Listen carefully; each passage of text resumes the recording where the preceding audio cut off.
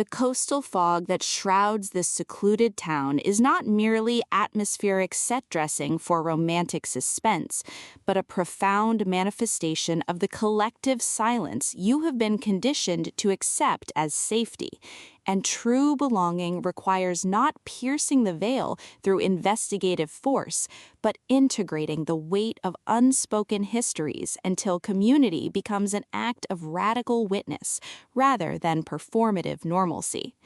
In Under the Surface, N.R. Walker transforms the small-town mystery romance trope into precise exploration of epistemic sovereignty and intergenerational accountability, proving truth isn't found in exposing secrets, it's forged in honoring the person beneath the suspicion when every social contract demands you remain either insider or outsider. From salt spray and whispered confession narration, listeners enter worlds where subtext is syntax and presence is the only unbreakable anchor. Perfect for fans of emotionally intelligent romantic suspense where female complexity defies damsel or detective binaries.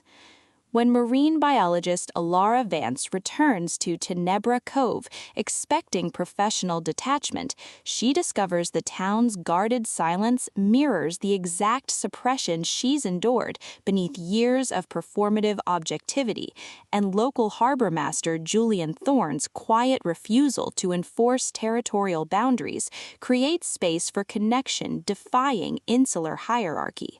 Navigating tidal mysteries and buried attractions, Alara realizes this homecoming isn't about resolution, but recalibration, with Walker avoiding reducing Alara to curious outsider or Julian to stoic gatekeeper, instead crafting radical reciprocity within constraint, where trust is earned through honoring boundaries, even as danger blurs them. An audiobook narration amplifies this alchemy by capturing Alara's disciplined focus, fracturing into clarity, and Julian's guarded intensity revealing warmth beneath vigilance, making listeners feel seismic shifts of souls, learning some truths can only be surfaced when you stop letting appearances define their validity. What elevates this beyond typical small-town fare is portraying coastal intimacy as somatic practice rather than sensationalized mystery, with Alara confronting how academic culture equated worth with utility, while Julian creates sanctuary where her contradictions exist without diminishment. Their relationship evolving through shared silences during dawn tide watches bypassing performance, rhythms protecting both emotional integrity and psychological safety, and mutual defense against townspeople mistaking tenderness for betrayal, supported by fellow returnees encoding suppressed grief, elders carrying ancestral weight, and the Cove itself absorbing decades of unspoken bargains, reinforcing that in extraction-based systems, tenderness toward process is technique, and presence is sustainable resource, with tidal patterns mirroring emotional attunement